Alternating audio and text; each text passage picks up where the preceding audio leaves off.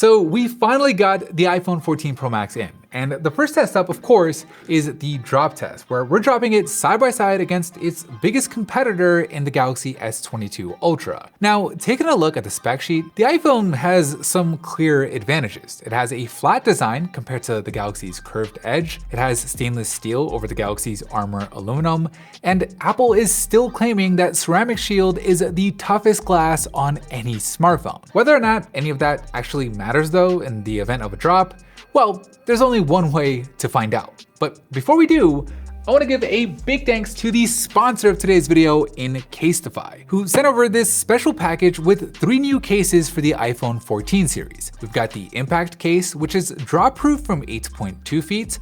We have the Ultra Impact case, which is drop-proof from 11.5 feet. And then we have the Bounce case, which just takes things to the next level with 21.3 feet of drop protection. Now, to make these levels of drop protection possible without the cases themselves being super bulky, the cases are lined with Casetify's EcoShock material. They actually sent us a big old block of it to test against a competitive material, and after dropping metal balls onto these blocks, the difference is huge, with the EcoShock material just transferring all that energy with the ball barely bouncing in comparison. And while they didn't ask us to do this, we just had to drop the blocks themselves, where again, the EcoShock material just absorbs all that impact perfectly. Now, in addition to EcoShock, all of these cases have raised bezels and rings around the cameras, and the Ultra Impact has this twister design on the corners for that extra protection, while the Bounce case not only has this X shape on the back that helps distribute shock, but it also has these bounce corners that straight up look like something you would see on a pair of sneakers. So instead of just talking about it, we're gonna put this case to the test, putting a brand new iPhone 14 Pro Max inside of it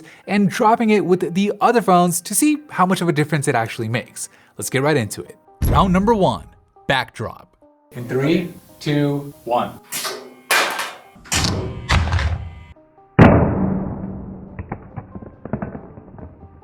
After that backdrop from just under 1.5 meters, the good news is both phones are still working. But the bad news is both have their rear glass shattered. It definitely looks worse on the iPhone than it does on the Galaxy, with the cracks on the iPhone just going all over the place, whereas on the Galaxy, most of the damage is on that left side. But the big story here is the iPhone's main camera also cracked, where this didn't happen last year with the iPhone 13 Pro Max. So I don't know if this is just random bad luck or if it's because the camera housing on the new iPhone protrudes out more this year, but either way, it's definitely not the best result. Now, the good news for the iPhone though is the camera itself does seem to be working just fine. We'll keep an eye on it for sure as we go on, but for now, it's a clear win for the Galaxy in round number 1. Of course, with the Bounce case on it, the other iPhone 14 Pro Max that we're testing is perfectly fine. The raised ring around the camera housing was able to protect all those lenses, and while the case did get a few scuff marks on it, as you'd expect from anything dropping onto concrete,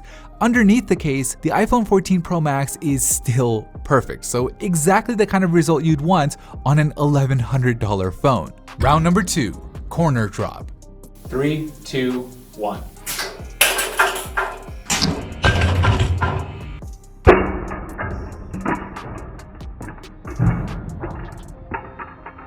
After the corner drop, neither phone comes away unscathed. Both phones suffer some scuffs to their corners, where it looks like the scuffs on the Galaxy's aluminum run a little bit deeper compared to the iPhone's stainless steel. However, on the iPhone, the rear glass now looks even worse than before, with chunks of glass missing right there at the point of impact. Where on this deep purple color, it turns out that the iPhone has some blue underneath it, which is pretty cool. But overall, this is too close to call, so it's a tie in round number 2. The Bounce case, on the other hand, well, it had a nice and soft landing thanks to these air cavities and the compression ribs here on the corners, where even the case itself barely has any visible damage to it, which is kind of surprising. Of course, underneath the case is what matters, where the iPhone is still in perfect condition. So a really good result here. Round number 3, face drop. 3, 2, 1.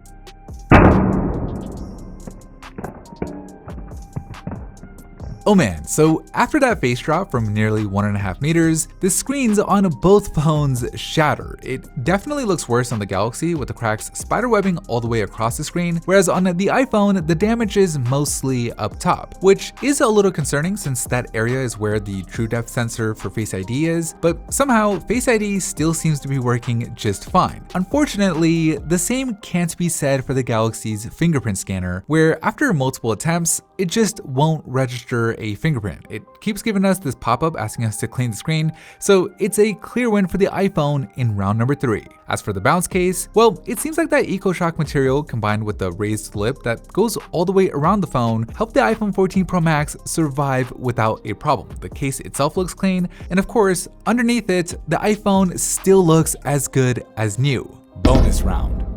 Alright, so these phones have been through a lot, with all of the drops we've done so far being from higher up at nearly 1.5 meters. So we're gonna do just one more drop straight onto steel this time and call it a day. 3, 2, 1.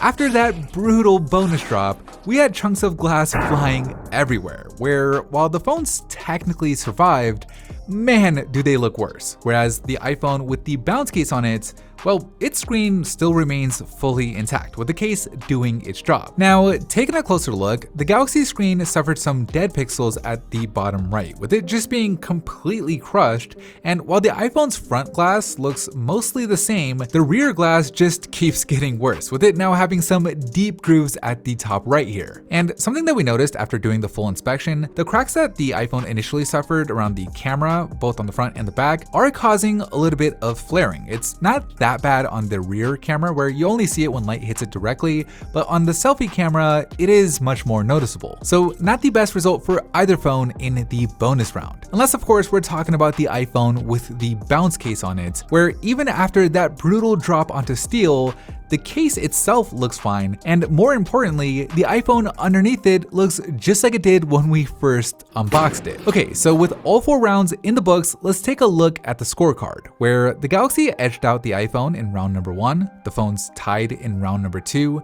the iPhone had the advantage of being fully functional in round number 3, and neither phone really standing out in round number 4, making this one a tie overall. So I'd definitely get a case if you're worried about dropping your phone, and if you go to casetify.com/phonebuff, you can get 15% off of your order. From prints to customization, there is truly something for everyone. I'll put all the links you need down below in the description. Big thanks again to Casetify for sponsoring today's video. Thank you for watching, and as always, I'll see you in the very next episode.